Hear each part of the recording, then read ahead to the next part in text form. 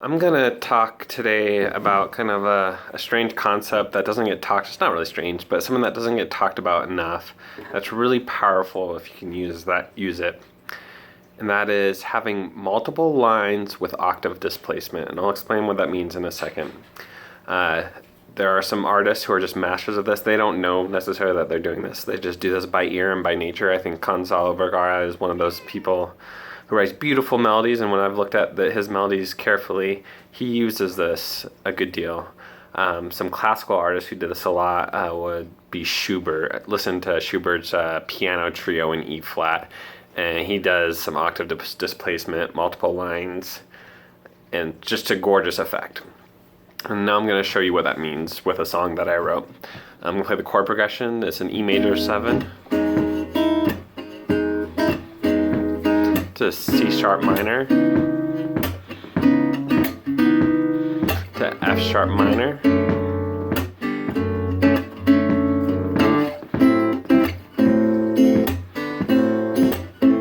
and that's it. And now I'm going to play you what I'm going to call the background line, kind of the structure of the notes that I'm using. So the melody is going to use these notes, E, G sharp, and B, over the E chord. So over that E chord, I'm going to use these 3 notes. Over the C sharp chord, I'm going to use these 3 notes. Over the F sharp chord, I'm going to use these 3 notes. And then over the A chord, I'm going to use, and I'm not sure how to move these, let's see, G, B, and E. These 3 notes, and then it's going to go back to these. So very simple. And if I play you those 3 background notes, those 3 structure notes, there's no melody there, right? Now let me play for you the melody, and then I'll explain how it comes from just those 3 notes, those movements.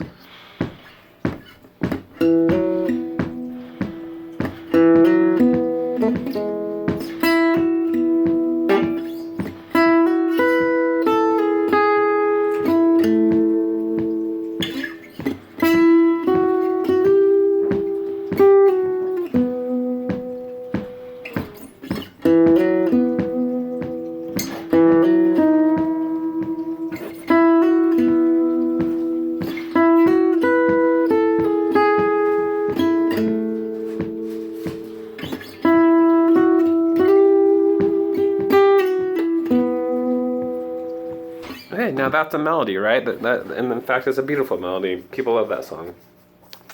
So now let's take a look. Let's break this down. So I said I'm going to use these 3 notes. That's an E, a G sharp, and a B. So first thing is you got to separate the structure notes from the passing notes.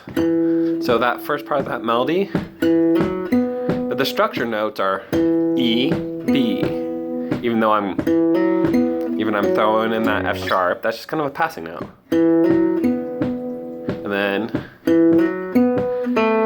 I go that G sharp. So you see all I'm using is that E, that G sharp, and that B in different orders with passing notes.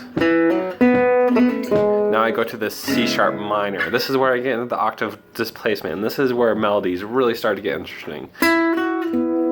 Now, instead of using this E, I'm using this E. Very simple thing, I just changed the octave, but it's so effective.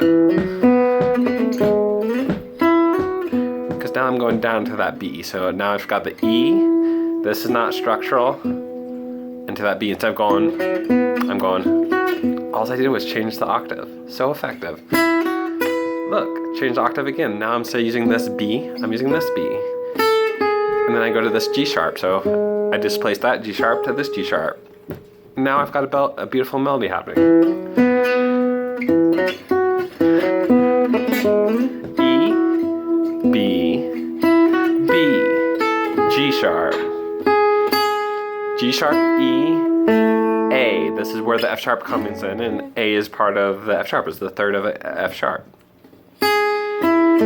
So now I've got this A, which basically I moved this B down to this A. So instead of just going from B to A, which wouldn't be very interesting, or from G sharp to A, whichever note you feel like is moving to that A, I went down here to that octave, and it's so much more effective than if I went, instead of I went it's better. The octave displacement. Now I go back up to this E. Even though I'm here, I could just go to this E. Now I'm going to this G. So for this A, I could move to this G. I could move this A to this E, but I displace the octave and go to this G. Now I'm on this B. So you see, just by changing those octaves, I just create such a beautiful melody. And then the second half, I love this.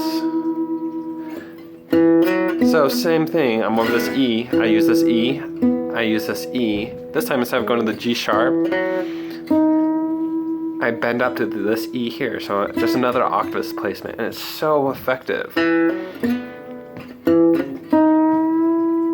Alright, so I hope that is helpful, and I hope you can start to use this in your own playing.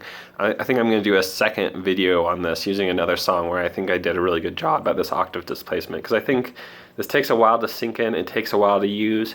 I think take a listen to some of Gonzalo Bergera's more melodic heads and just really think about how these lines are moving. So, for example, I can go E, going down to this D, or I can go. You see, if I displace the octave of that D, it sounds instead more beautiful. Try some of the stuff out, and I'll do another video explaining it.